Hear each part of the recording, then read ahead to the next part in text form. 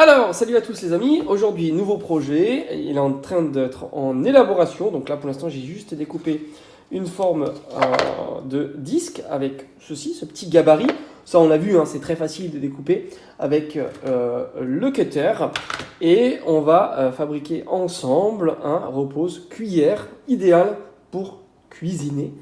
Voilà, ça évite de poser la cuillère directement sur son plan de travail, comme moi ici en bois. Et du coup, ça peut abîmer le plan de travail. Allez, on continue. Je te montre ça un petit peu les étapes, pas à pas, et après le résultat final, comme on a l'habitude de faire. Alors, l'étape suivante maintenant, donc j'ai bien lissé les bords, donc ça c'est facile, le pinceau, un petit peu d'eau ou avec le doigt. On l'a déjà vu sur différentes vidéos. Maintenant, j'ai fait un boudin en pâte à modeler que je vais mettre tout autour et je vais laisser une ouverture ici pour pouvoir justement poser la cuillère en bois. Tu vois, principalement.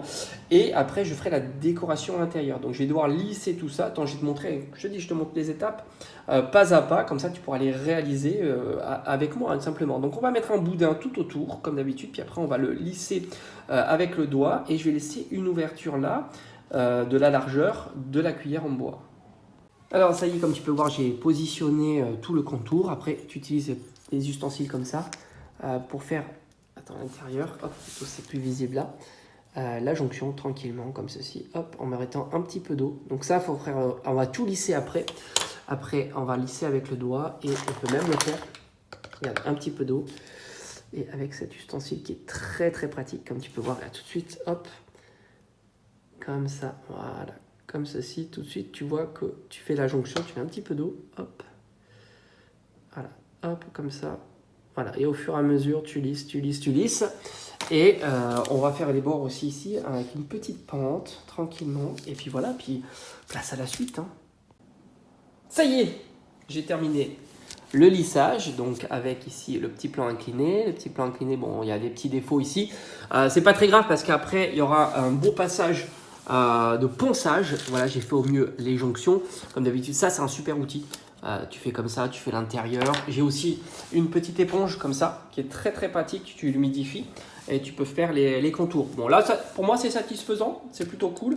En plus, je pourrais poser donc une belle cuillère de cuisine. Donc là, c'est toujours pareil. Passage au séchage, un bon 48 heures, je pense. Ça sera suffisant et après, on va devoir poncer. Bon, après phase de ponçage, gesso et maintenant en peinture acrylique noire, franchement très jolie.